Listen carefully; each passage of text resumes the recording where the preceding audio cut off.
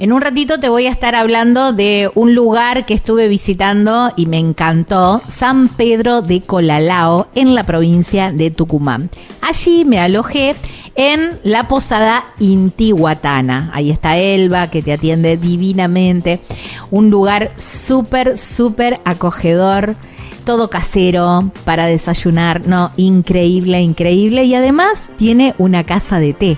Si no te vas a alojar y vas a lo mejor a pasar el día a San Pedro de Colalao, bueno, Elba te sirve unos tés increíbles con unas variedades de tortas y budines maravillosas. Intihuatana.posada, así lo encontrás en Instagram. Y hay un teléfono para contactarte con Elba, que es el 381-629-5949. Intihuatana Posada, allí en San Pedro de Colalao, provincia de Tucumán, aquí en la República Argentina. Bueno, estamos en la posada Intihuatana. Está Elba recibiéndonos bajo un hermoso sol tucumano, que nos comimos un locro hace un rato. Y ahora vino Jimena a visitarnos. Ella es guía local.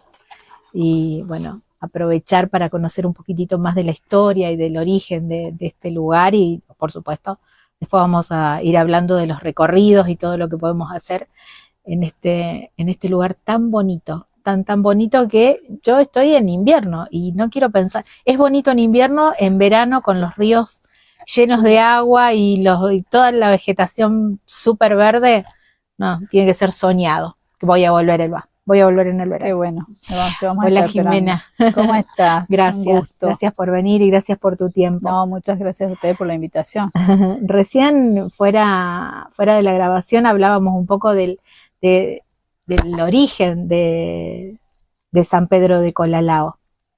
Sí, bueno, comentando justamente que nuestro pueblo tiene como un origen de las comunidades originarias. Bueno, nosotros tenemos, digamos, nuestro origen en Colalao del Valle, por eso tenemos el nombre de Colalao, la comunidad originaria que fue vencida cuando fue en las guerras calchaquíes.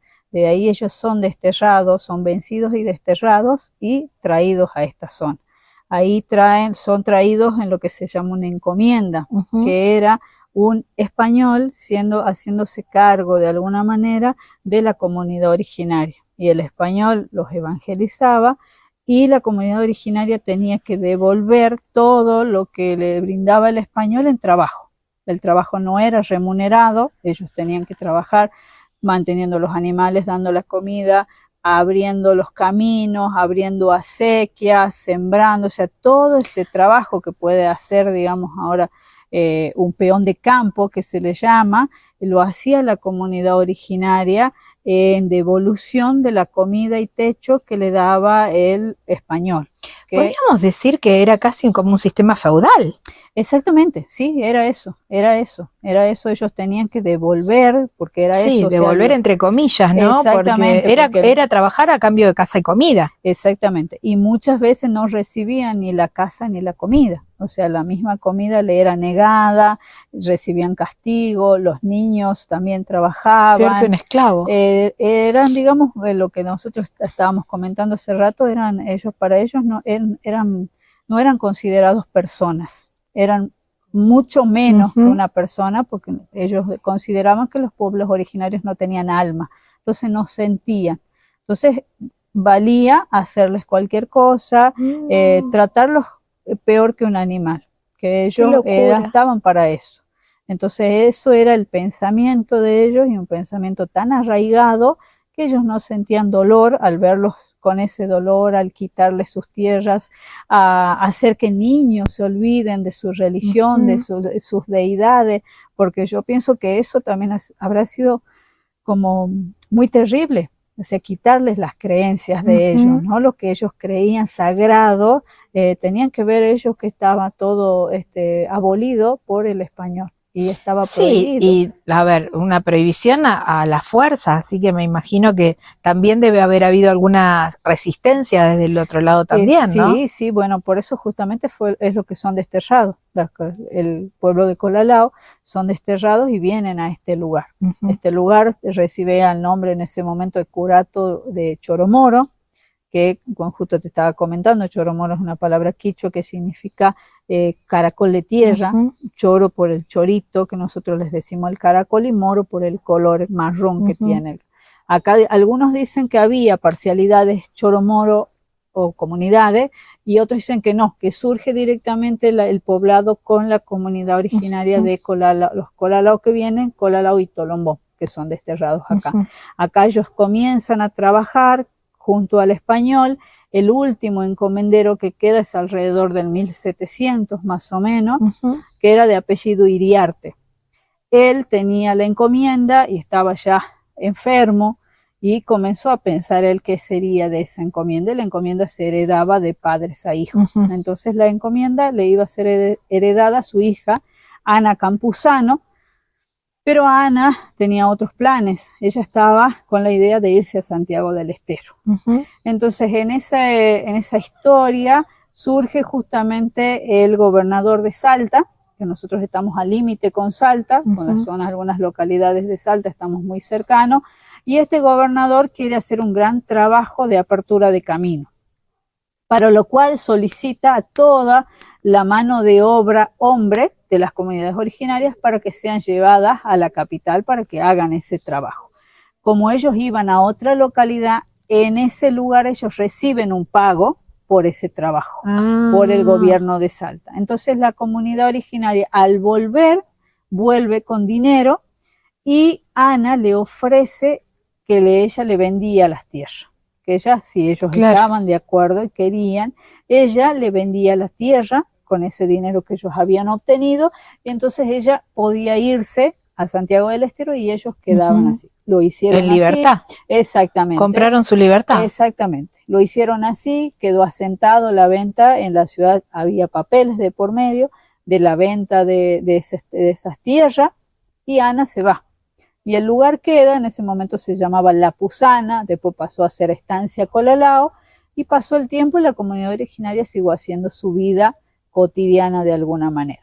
Después aparece en la historia Pedro de Ávila y Zárate, que es un encomendero que estaba en la zona de Zárate, que recibe el nombre ahora por él, unos 6 kilómetros de acá, más o menos en la ruta de entrada nuestra. Era una encomienda que colindaba con estas tierras, pero no era tan fértil esa encomienda, y él después se entera que la comunidad estaba sin encomendero, o sea, sin un español haciéndose cargo. Entonces él tiene la idea de hacerse cargo de esta encomienda y de empezar a sembrar acá para alimentos de sus animales, porque él en la zona de Zárate tenía lo que eran mulares y ganado, que eran los animales que él poseía de la encomienda. Viene acá él y se adueña de la encomienda.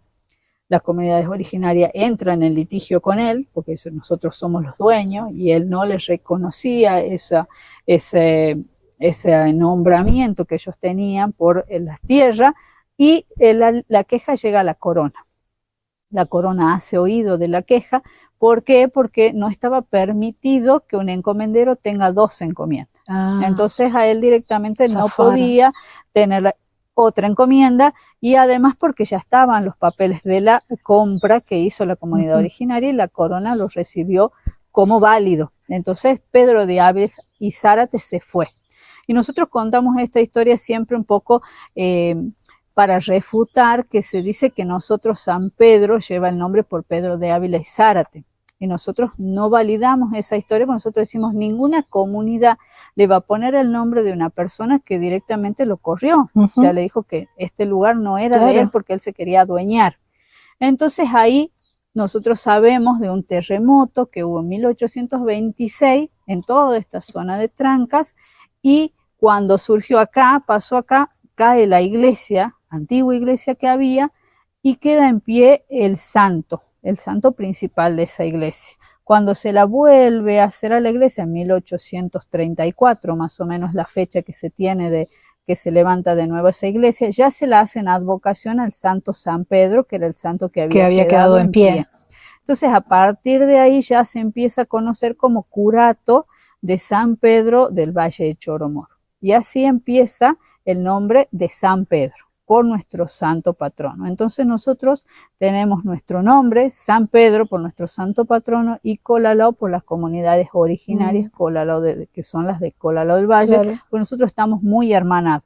Nuestros valles, el valle de Choromoro con el valle de Tafí y el valle de Yocabil, están muy hermanados. Nosotros tenemos familia y se sabe de que durante todo el tiempo que estuvieron las encomiendas hubo siempre intercambio de mercancía, intercambio de animales, se cruzaba. Nosotros tenemos una localidad, Gualinchay, se llama 18 kilómetros de acá, que se puede cruzar hacia el otro lado, por la zona de Lara, que hay un camino, ahora es una huella, hay un camino que se abrió para esa zona y que se puede llegar hasta ese lugar, que por ahí era digamos, el camino real en su momento, que se utilizaba para cruzar de un lado hacia otro. Ese camino es el que va a Colalao del Valle, el actual Colalao del Valle. Exactamente, el actual Colalao del Valle. Entonces siempre estuvimos hermanados nosotros, justamente por esta historia del destierro que surgió desde Colalao del Valle a esta zona. Entonces hay muchas familias que quedaron desmembradas, que ahora, digamos, todavía en esta época siguen ellos esos lazos de sangre que nosotros mantenemos como la comunidad originaria. La comunidad originaria, digamos, después, cuando comenzó ya el deslinde, fue que en 1858 se hizo la donación de las tierras, que es la plaza y la iglesia. Ahí ese año se toma como año de fundación, porque San Pedro de Colalao no fue fundado, no tenemos nosotros una fecha de fundación. Entonces se toma ese año que el apoderado Ambrosio Colombre donó las tierras a nombre de la comunidad originaria, de la plaza y de la iglesia. Y como te decía, por el nombre de nuestro santo patrono se toma el 29 de junio como fecha de fundación. Entonces nuestra fecha de fundación es 29 de junio, de 1858, que es justamente en el año donde se donaron las tierras. Claro. Y nosotros también, yo trabajo mucho, por ejemplo, con turismo religioso y turismo cultural, y siempre yo hago la acotación de que nosotros tomamos 1858 y es una casualidad o causalidad que ese año fue cuando apareció la Virgen de Lourdes. Las apariciones de la Virgen de Lourdes fue en 1858. Entonces nuestra Virgen de Lourdes ahora es protectora nuestra. Entonces digo, cómo todo va surgiendo y va entrelazándose las historias, porque nuestra Virgen es nuestro santo patrono, pero nuestra protectora es la Virgen de Lourdes, que es el mismo año que surge como comunidad San Pedro de Colalao cuando ella hizo sus apariciones. Y nosotros ahora tenemos una gran historia con nuestra Virgen de Lourdes. Cuando el padre Marcelo Artigueviel vino acá a San Pedro de Colalao, ya fallecido el padre Urbans, que era uno de los padres que quedaban en este lugar, él viene y con la idea de empezar a mover a la comunidad. Entonces, ¿qué es lo que hace? Hace una reunión con toda la comunidad. La comunidad se reúne, le comenta cuáles eran las necesidades y él quería saber qué es lo que quería la comunidad, conocerlos un poco. Una comunidad pequeña en ese momento, nos comentaba la gente que todavía está de esa época. ¿De qué año estamos hablando más o menos? Y nosotros ya estamos hablando hace 42 años más o menos, que es la época que tiene, son los años que tiene la Gruta de Lourdes. 1980 más o menos. Exactamente, 1980, 1982, en esa época es que se comenzó a hacer la Gruta de Lourdes. Y nos comentaban que la comunidad que había era más que nada gente grande, gente mayor, había muy pocos niños, era muy gente, digamos así, que ellos eran muy religiosos, muy creyentes, y tenían la idea de hacer un lugar especial para la gruta, para la Virgen de Lourdes. Entonces el padre Marcelo, que él era lurdista también, les pregunta si por qué la Virgen de Lourdes, porque en el noroeste, toda esta zona es la Virgen del Valle. Entonces la gente le comenta que sí, que ellos tenían una Virgen del Valle, que también hay una capillita a 18 kilómetros de acá y también son muy devotos, pero que la Virgen de Lourdes ellos la sentían como propia. Entonces querían hacerle un lugar a la Virgen de Lourdes. Ya ellos habían organizado una comisión que era de gente de San Pedro de Colalao y gente de San Miguel de Tucumán, porque nosotros acá tenemos veraneantes, les llamamos, que son gente que viene de San Miguel de Tucumán y tiene su casa de segunda residencia acá.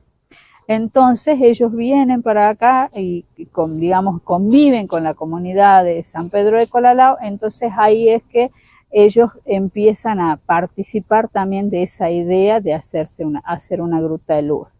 Entonces, cuando ellos comienzan a trabajar con el padre Marcelo, ahí él lo primero que hace es preguntarles qué es lo que necesitan, porque ellos ya estaban muy avanzados con la idea que ellos habían tenido de hacer todo lo que estaban haciendo. Entonces yo sé que necesitaban una persona que los oriente más que nada en cómo sería la obra, la gruta en sí, porque ellos ya habían juntado dinero, ya sabían más o menos cómo empezar a trabajar. Claro, empezar a ejecutar, digamos. Exactamente, tenían los hermanos que eran doña Germana y don Serafín Sandoval, que son los que donan la tierra. Ellos son los que tenían el espacio, el lugar, o sea que ya estaba la tierra, ya estaba, pero necesitaban el proyecto, un proyecto donde mostrar cómo hacerlo. Entonces necesitaban un apoyo técnico con un arquitecto y con demás personas. Pues entonces el padre Marcelo dice, bueno, yo me comprometo a hacer ese trabajo, a traer un arquitecto, que nosotros podamos ver la obra, cómo se puede hacer, y yo ya me hago cargo ayudándolos y apoyándolos a ustedes en el tema del dinero también. Entonces el padre Marcelo ha comenzado a motorizar eso. Él se ha puesto toda la obra en sus hombros, y esto fue más o menos, como te decía, principios de 1982, que es el año en que se hace la inauguración de la gruta. Se comienza en marzo más o menos la construcción de la Gruta de Lourdes y se termina el 8 de diciembre, que justo es el día de la Inmaculada Concepción, era la idea de hacer la inauguración. Entonces todo ese tiempo se estuvo trabajando, menos de un año, con horas de trabajo muy arduas, porque la comunidad estuvo colaborando también. En el lugar donde está la Gruta de Lourdes no había agua, había que desmontar. Después, cuando se empezó a desmontar, todo lo que se sacó se hizo donde armar el encofrado para que la gruta le pueda dar la forma natural que tenía la gruta. Fueron trabajos muy a la comunidad, participó muchísimo, trabajó mucho, y es un trabajo comunitario lo que se hizo ahí en la Gruta de Lourdes, más allá de toda la obra que hicieron los obreros y los arquitectos. La misma comunidad se involucró mucho. Hizo donaciones de cemento, de ladrillos. La gente a veces iba de a 2, de a 3 ladrillos, llevaba para colaborar en la construcción, y así se hizo. Y el padre Marcelo fue uno de los últimos padres que nosotros tuvimos acá local, que hizo muchísimas cosas. Él movilizó mucho a la comunidad en el sentido de hacer obras. La parte, por ejemplo, de nuestra iglesia, él después hizo un gran salón. Nosotros tenemos un gran salón ahí en la misma iglesia. Después tenemos 2 capillas que también hizo el padre Marcelo. O sea, movilizó mucho a la comunidad. Y eso, digamos, fue lo que se extraña hasta ahora, ¿no? Claro. El padre Marcelo. Tanto así que cuando después él falleció, pasó unos años y fue pedido para que él sea traído acá. Y él ahora, los restos del padre Marcelo descansan en el atrio de nuestra iglesia. Mira. Ahí está él está acompañándonos, digamos, hasta esos momentos.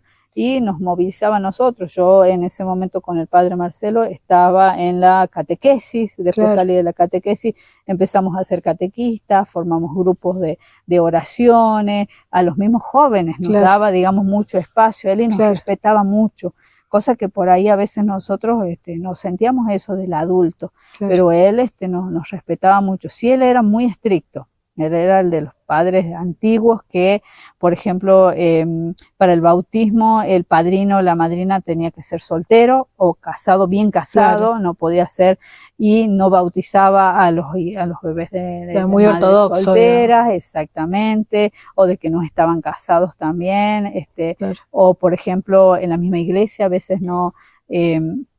las imágenes que había eran las imágenes que se respetaban, y si por ahí surgía alguna otra imagen que no estaba, digamos, aprobada, tampoco era recibida ahí en la iglesia. No se hacían muchos misachicos más que solamente para la Virgen de Lourdes y para el Santo San Pedro, cosa que ahora sí se ve. Nosotros tenemos, por ejemplo, el barrio San Ramón tiene su santito, entonces desde acá se hace toda la ceremonia, se hace el misachico hasta que llega a la iglesia, en la iglesia se hace la misa y después se vuelve. Con el padre Marcelo no había todavía esa apertura, pero sí trabajó mucho por la comunidad y más que nada por la juventud. Claro. Ayer estuvimos recorriendo la gruta de Lourdes, muy lindo lugar. Y bueno, y ahora tienen también como un espectáculo de luz y sonido, ¿no? Sí, Que lo exactamente, pone sí. en valor todo eso. Exactamente. Bueno, después digamos, del padre Marcelo, que ya no estuvo, como te digo, él motorizó mucho y la comunidad que quedó, digamos, trabajando, lo sigue haciendo hasta ahora. Por eso ahí hay una fundación Grupo de Lourdes, se llama, en la Gruta de Lourdes. Por eso vos ves que está todo señalizado con cartelería. La gente del ente de turismo está trabajando también. Se hizo, por ejemplo, como un patio temático de todo lo que es Bernardita, por ejemplo, y todo es gracias a la organización que se formó este Grupo de Lourdes, esta Fundación de Lourdes, que son los que están motorizando todo eso. Entonces, por medio de eso se hace, por ejemplo, la escenificación también de la Virgen de Lourdes, que es una puesta en escena impresionante, con este año, perdón, fueron más de 30.000 personas los que participaron, que vienen a ese espectáculo que se hace durante esa noche.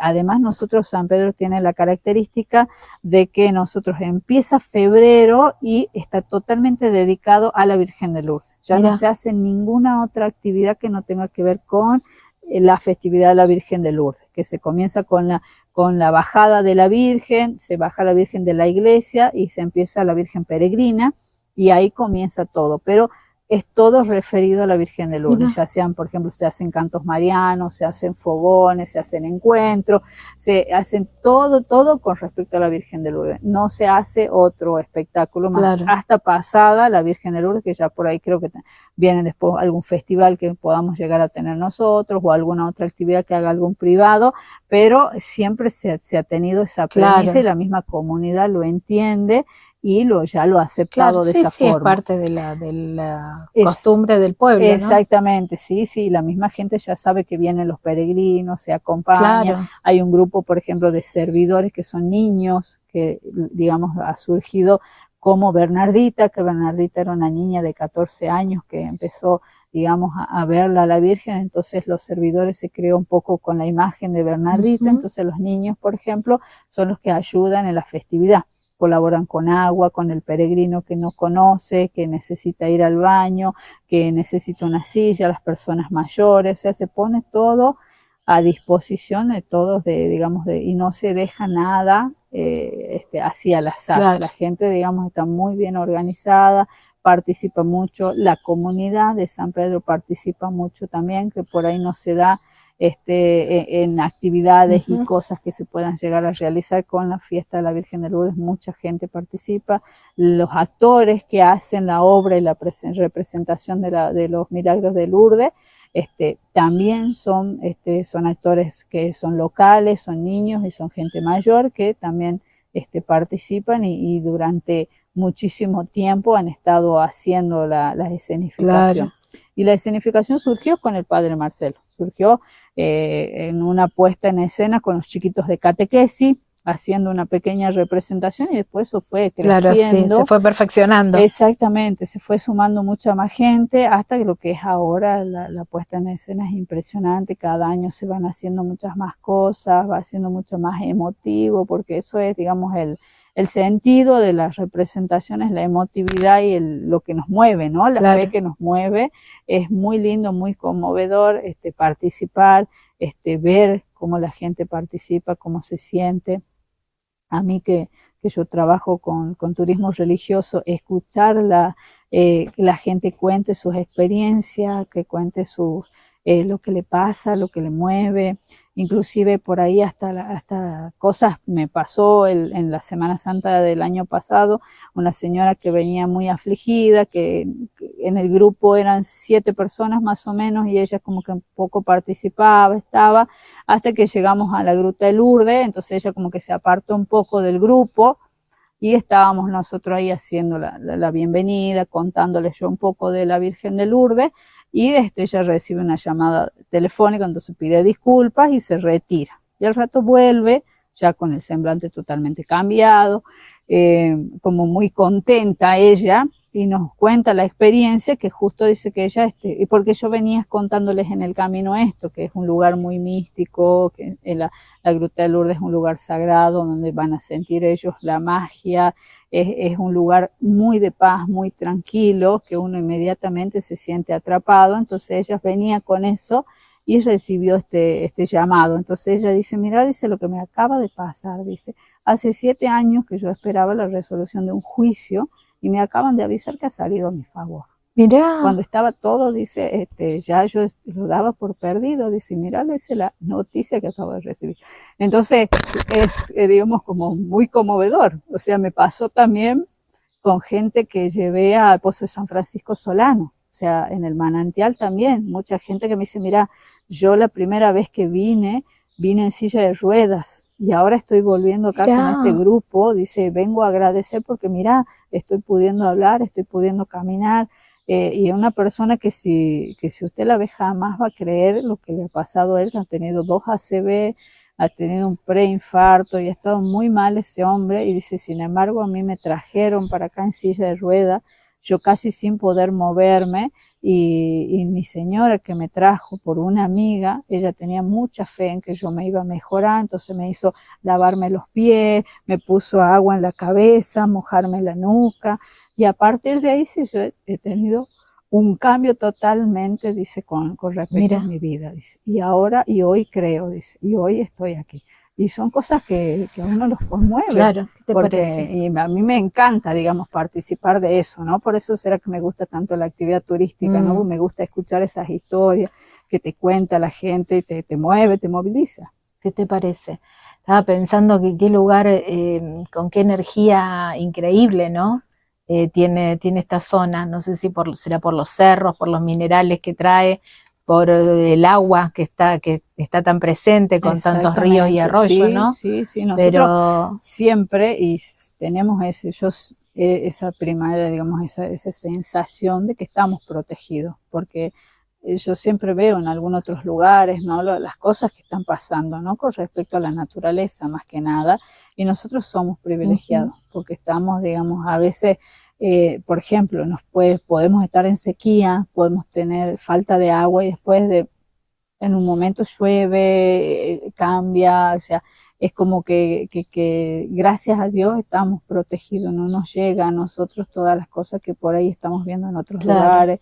Y al ser un pueblo chiquito todos nos conocemos, nos colaboramos, es muy lindo eso, esa sensación, y me gusta porque la gente lo siente también. Mucha gente que viene y dice, ay, la tranquilidad, dice, yo puedo venir acá, estar tranquila, me desenchufo. Dice, no puedo creer que yo en esta época me pueda sentar en la plaza, dejar mis bolsos y estar conversando, tomando mate, porque yo la veo a la gente.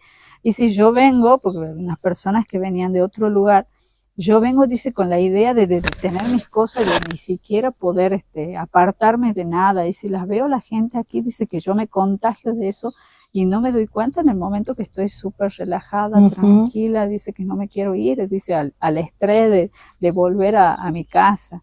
Y es verdad, hay mucha gente de San Miguel de Tucumán también que viene solamente los domingos para almorzar tranquilos acá, porque dice, yo me siento en el bar y puedo dejar mi bolso ahí, dejo el teléfono ahí encima de la mesa y no estoy teniendo miedo de la persona que pasa o de la persona que se me acerca, me puedo levantar al baño tranquilamente y volver, o dejarlos a mis hijos, yo estoy en el bar y que los chicos estén jugando en la plaza y sé que no pasa nada. O sea, todo eso que nosotros lo podamos transmitir como pueblo, para mí, digamos, es grandioso. O sea, es conservar esa tranquilidad que nosotros tenemos y esa seguridad de alguna manera. Capaz que nosotros no lo vemos, ¿no? No lo sentimos. Y que siempre el local le cuesta ver ese tipo de cosas. Claro. Lo percibimos los que venimos desde otros lugares, ¿no? Sí. Yo lo que sentía, sí, se lo decía a Elvita un montón de veces, que la tranquilidad y esto, estar tan rodeado de la naturaleza, ¿no? Uno apenas asoma y ya se ve el cerro lleno de vegetación. Bueno, hoy que tenemos un día soñado. Sí, un día de primavera tenemos ahora en este otoño que está terminándose ya y sí. Pero de todos modos que son sus inviernos son así como soleados, frescos a la noche, por supuesto, es invierno, Sí. pero los días hermosos con un sol, bueno, ahora no tenemos nada de viento, No, tenemos un día súper sí, es agradable. hermoso, la verdad que sí, es muy lindo el clima que nosotros tenemos, nos regala, digamos así, estas épocas así muy lindas, muy tranquilas, inclusive en el mismo verano también, sufrimos del calor, pero es un calor que es solamente en el momento que está la presencia del Claro. sol, digamos, después ya cuando se esconde el sol ya empieza a refrescar, es más fresco, a las 2 de la mañana uno ya por ahí busca un abrigo, se puede sentar en la galería y sentir el aire, es cosa que por ahí nos comenta la gente de la ciudad, que a Claro, ellos a no, veces es olvídate. irrespirable el aire que tienen ellos allá, Y, y acá, digamos, es como estar, digamos, en un paraíso, dicen ellos. igual tienen dos ríos espectaculares para el Sí, verano. sí. A ver, con piedritas y todo, como para ir y sentarse a tomar unos mates y a sentir los mimos. Lo lindo que hace la gente que viene, agarra y hace sus piletones en el mismo Claro, lugar, agarra y lo cierra todo y hace una pileta. te armas, claro, te armas tu propia represa ahí con las piedras y ahí te metes y te refrescas. Sí, y ellos Sí, sí, sí. pasan el día ahí, Ujú. porque a veces llevan para almorzar, están picando, siguen en el agua, Claro. esa tranquilidad de estar en el lugar ahí, para ellos les gustó mucho, les gusta mucho, digamos, esa tranquilidad. Y acá siempre, digamos, empieza la noche, le decimos nosotros, después de las 8 de la noche, que recién la gente está saliendo del río y empieza a irse a otros lugares a hacer la Claro, merienda, o sea, es muy tranquilo, claro, digamos, en ese sentido, y la disfrutan mucho a las claro. vacaciones. ¿Y qué otras actividades podemos hacer? Bueno, hablamos bueno, de los paseos por el río en el verano y en el invierno también, a Sí, caminar sí. y solamente con sentir el sonido del agua que corre entre las piedras, ya es un mimo que uno tiene, ¿no? Exactamente. Bueno, podemos ir a la a la gruta de la Virgen de Lourdes. ¿Y qué otras actividades Y podemos hacer acá en el nosotros pueblo? que estamos trabajando durante todo el año, siempre brindamos, somos 3 personas, digamos así, que nos hemos dividido en los diferentes circuitos Ujú. de acuerdo a nuestro perfil. Yo soy más que nada guía local, hago los circuitos cortos, como te comentaba yo, el circuito de la Gruta de Lourdes, el circuito histórico. Hay otro circuito muy lindo que es de un mirador natural que se llama Montebello, que está cercano a la plaza, que pertenece al territorio de la comunidad originaria. Que antiguamente, digamos, antes de que pertenezca a la comunidad, que esté nombrado como territorio comunitario, ahí se lo utilizaba para hacer carreras de mountain bike y de motocross. Entonces por ahí está un poco degradado el lugar, porque nosotros decíamos Montebello por lo frondoso de la naturaleza. Y ahora ya es territorio comunitario, ahí hay una base de Montebello, que la comunidad originaria está ahí actualmente, y es todo ese territorio que originariamente estuvo, digamos, poblado por la comunidad Colalao.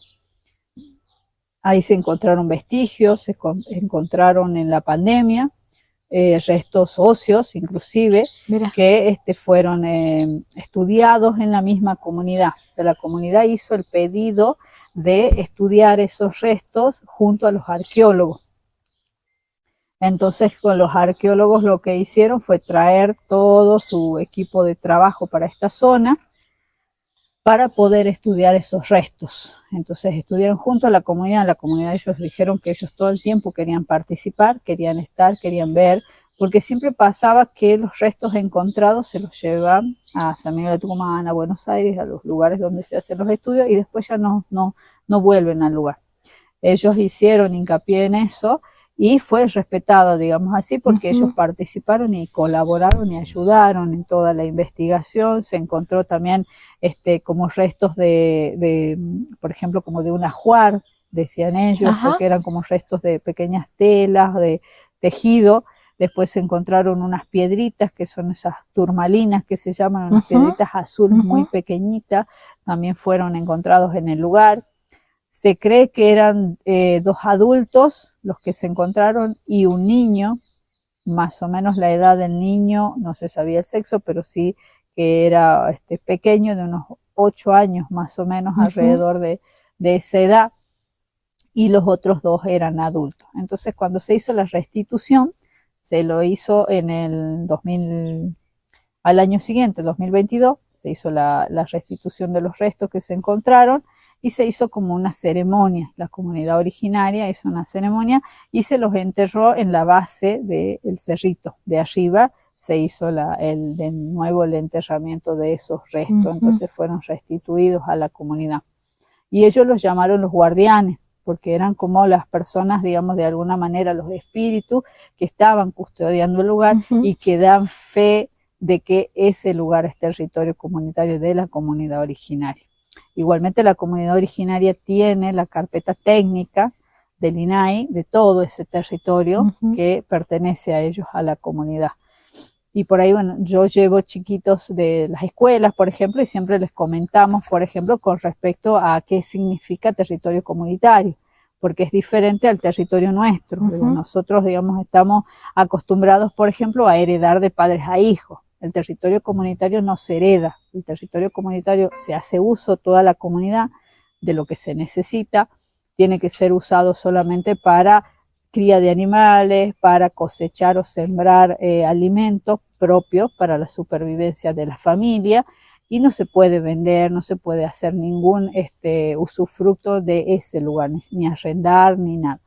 Cuando la persona o la familia que está en un territorio por cualquier motivo ya no lo va a utilizar, no lo va a hacer, no queda ni para el hijo, ni para el hermano, sino que se vuelve otra vez a la comunidad para la persona que en ese momento esté necesitando el espacio, se lo cede al espacio para que él pueda seguir trabajando y viviendo de ese espacio. Entonces por eso nosotros les comentamos que es diferente, que vendría a ser como que el territorio es de todo, pero tampoco no es de ninguno, claro. O sea, no todos tienen. Entonces eso le explicamos a los chicos, y después también le explicamos con respecto, por ejemplo, que nuestra comunidad Indio Colalao pertenece a la comunidad diaguita, la nación diaguita. La nación diaguita en Tucumán tiene 16 comunidades y la comunidad de Lules tiene una sola, que son todas las comunidades originarias que tiene San Miguel de Tucumán. Y ahí nosotros tenemos, por ejemplo, la comunidad tiene una bandera diaguita. Nosotros mostramos la simbología de la bandera, que son los como 4 elementos que están representados por animales, que están puestos uno arriba del otro, que está, por ejemplo, la rana, que representa el agua, está el ñandú o el suri, que le decimos nosotros, que representa la tierra, está el uturunco o el tigre, el león, que también significa lo que es el fuego, y después está el cóndor, que es lo que representa el aire. Y en el medio de eso está el hombre. Entonces nosotros ahí le explicamos, porque la comunidad originaria nos contaba la cosmovisión que tienen ellos, que el hombre depende de esos elementos, que si el hombre desaparece, esos elementos van a seguir existiendo. Pero si alguno de esos elementos desaparece, el hombre también desaparece. Entonces por eso es la cosmovisión de la comunidad originaria, el equilibrio que tiene que tener el hombre con la naturaleza, y ellos le llaman el buen vivir, esa convivencia, digamos, de alguna manera natural y equilibrada, del respeto hacia la naturaleza, el respeto a los animales, el respeto hacia el agua, hacia la vida misma, digamos, y a lo que le da la Pachamama, hace que la comunidad originaria, digamos, tenga esa visión diferente a la nuestra, porque nosotros el territorio lo vemos como algo que nos puede dejar dinero, que le podemos vender, entonces ellos, para ellos es la vida misma, es su vida, es su sustento, es su casa. Entonces es diferente la mirada que tienen el pueblo originario con respecto a nosotros, ¿no? Y lo mismo que nosotros aprendemos, bueno, nosotros también aprendemos en las escuelas, por ejemplo, nos enseñan cosas diferentes, como que el territorio es privado, son esas cosas que como comunidad los pueblos originarios no lo tienen, por ejemplo. Claro. Qué interesante todo eso. Bueno, y este lugar, me decías, se puede, y eso es un trekking. Sí, es un trekking porque es un lugar cercano, digamos. Nosotros ahí hacemos el circuito, y yo lo que más muestro ahí, aparte de contarles con respecto a esto, es, por ejemplo, la diversidad de que nosotros tenemos. Porque nosotros acá en San Pedro de Colalao estamos en una zona de transición. Nosotros tenemos la zona del bosque chaqueño y después tenemos yungas. Entonces, ahí en Montebello se ve toda lo que es bosque chaqueño, se ven las tipas, las talas, los árboles de la sombra y toro, que se llama. Entonces nosotros les mostramos a los chicos cuál es la diferencia entre los árboles que tenemos nosotros del bosque chaqueño y los que pertenecen a las yungas. Que ya el bosque chaqueño es más de la hoja pequeña, que tienen espinas, que son muy bajitos, digamos, los árboles no son tan grandes ni tan frondosos, y que se reemplaza la hoja más que por la espina. Entonces ahí ellos tienen, digamos, como una pequeña charla con respecto a lo que es la diversidad, digamos, de ambiente que nosotros tenemos.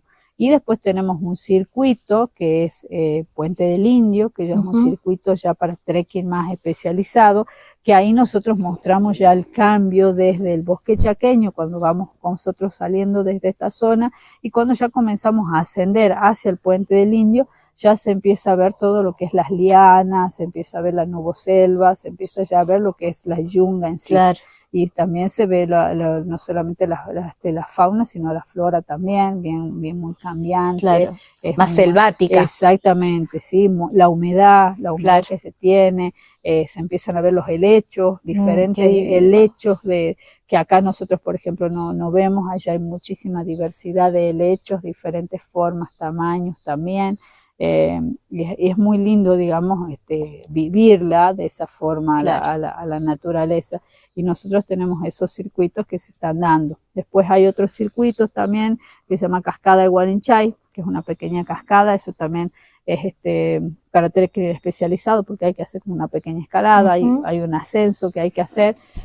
Pero bueno, tenemos actividades para todos los gustos, tenemos actividades para todos. ¿Todos estos circuitos son siempre en trekking o se pueden hacer en auto, o alguien que si no estás demasiado en estado, o por ahí algún adulto mayor, qué es lo que puede hacer? Y nosotros para los adultos mayores tenemos, como te digo, lo que es Gruta Lur, más que nada turismo religioso, porque lo demás, trekking y eso, ya siempre es en ascenso. Claro. Entonces, por eso, digamos, ahí es como que está un poquito restringido. Claro. Pero sí tenemos, como te digo, por ejemplo, que a la gente mayor les mueve mucho el tema del turismo religioso, la Gruta de Lourdes, lo que es el Pozo de San Francisco Solano, que está acá a 24 kilómetros. Tenemos la iglesia de... Y eso, perdón, de la lo del Vieja. pozo es un camino, se puede hacer en cualquier vehículo, sí, 4x4. Sí, digamos, es un camino consolidado, es un camino, por ahí sí está deteriorado, que no está puesto, digamos, en valor el camino, pero sí se lo puede hacer en cualquier vehículo, teniendo mucho cuidado.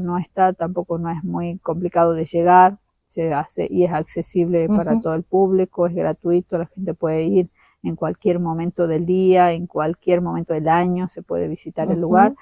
No hace falta que uno, digamos, tenga una fecha específica, claro, que por ahí uno dice, no, justo cuando es la fiesta de San Francisco, claro, y eso no, se puede ir en cualquier momento. Si uno quiere ir ahora, lo puede hacer. Está, como te digo, a 24 kilómetros, a media hora, 45 minutos para ir, visitarlo. El manantial, que se cuenta la historia, que San Francisco Solano estuvo con las comunidades originarias y él estuvo evangelizándolos, pero era una persona tan buena con el evangelio que la comunidad originaria lo quería muchísimo. ¿Y por qué? Porque él dice que tenía la facilidad de aprenderse el dialecto de ellos. Él, con solo escucharlos hablar, podía hablar el dialecto de ellos. Mira. Y él evangelizaba mucho desde la música.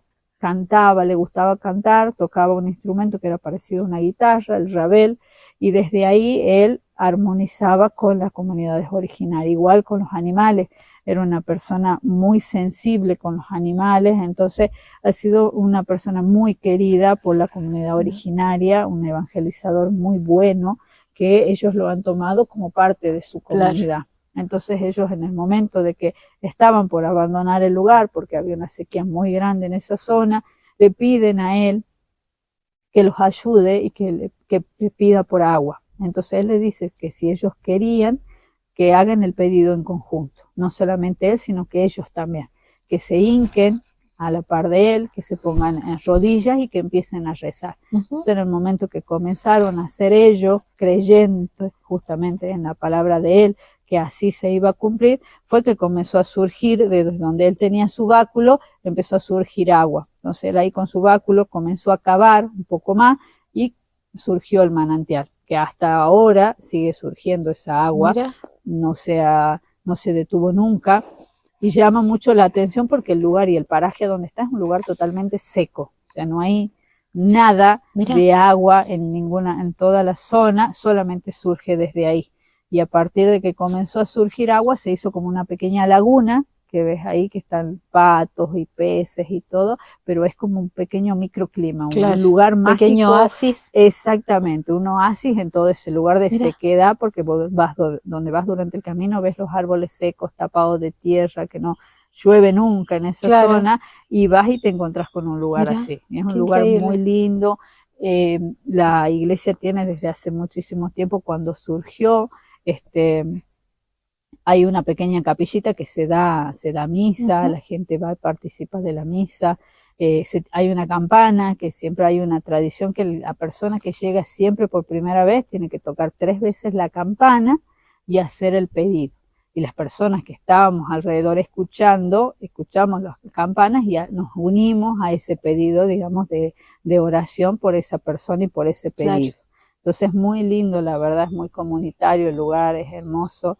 La municipalidad de Trancas lo tiene a cargo, entonces ellos están ahí haciendo el mantenimiento, hay un baño, hay una persona que siempre colabora con alguna cosa que se necesite, porque aparte del pozo de San Francisco no hay nada más, Nada, no claro. hay algunas casitas, pero está alejado del poblado. Y de camino al pozo San Francisco está el monumento nacional que tiene la ciudad de Trancas, que es la iglesia Sagrado Corazón de Jesús, una iglesia preciosa que está nombrada como monumento nacional, en 1970 más o menos fue nombrada, y se mantiene tal y cual como la época colonial, con los techos de madera, hecho como una estructura que se llama cerchás, por ejemplo, los costados de las paredes, el adobe, un impresionante el grosor que tienen esas paredes de adobe, el piso está totalmente, digamos, original. Y en uno de los muros fue fusilado el primer gobernador de Tucumán, Bernabé Arauz, que era de Montero.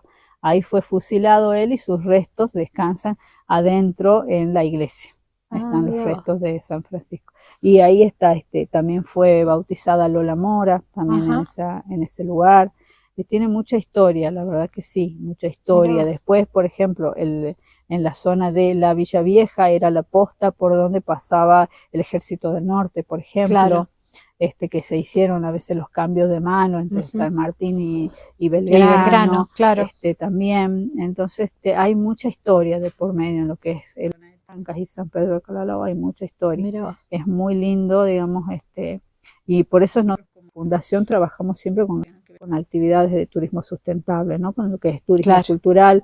Lo fomentamos mucho, el turismo religioso también, porque revaloriza mucho lo nuestro, ¿no? La cultura, lo local, la importancia que tienen nuestros lugares. Entonces nosotros siempre en ese, más que nada en ese tipo de actividades, ¿no? Que tengan que ver igual con el cuidado del medio ambiente también. O sea, nosotros en cada salida siempre vamos tratando de fomentar eso de la limpieza, el cuidado, el querer nuestras cosas, el ir contándole a la gente, que la gente se va con una sensación justamente eso, de que se va con otra mirada de San Pedro de Colalao y se lleva esa, de alguna manera, de pertenencia, le decimos nosotros, que se sienten parte, porque conocieron la historia, se sintieron parte de lo que le pasó a la comunidad, de cómo surgió el pueblo. Entonces ellos ahí, digamos, como que van con otra mirada. Siempre hacemos énfasis en eso. Es que yo siempre digo, ¿no? A partir de que uno tiene el conocimiento, aprende a cuidar también, ¿no? Y en este caso también a valorar, no solamente a cuidar la naturaleza y a cuidar este marco precioso que tiene, pero también a valorar mucho de la historia y todo eso.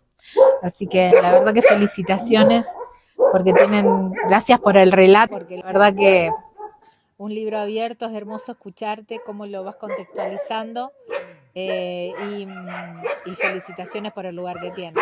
Bueno, los pichis no nos van a... Bueno, están llegando los caballos. Bueno, muchísimas gracias. No, muchísimas gracias a vos. Wow, qué lindo, ¿eh? Hermoso lugar, precioso, bien vale ir y quedarse unos días ahí en San Pedro de Colalao y disfrutar de sus ríos, disfrutar de, bueno, de los trekkings, del pueblo, que es hermoso, un pueblo chiquitito pero re lindo, muy lindo, y todos los alrededores, ¿eh? Donde nos alojamos en Intihuatana, Posada, ¿eh? Allí Elba con su calidez, su generosidad, sirve unos desayunos maravillosos, pero además tiene la casa de té donde uno puede disfrutar cosas muy, pero muy ricas, ¿eh? ¿Cómo los encontrás en las redes sociales? Intihuatana.posada, y hay un teléfono para contactarte con Elba, que es el 381-629-5949. Posada Intihuatana, allí en San Pedro de Colalao, provincia de Tucumán, aquí en la República Argentina.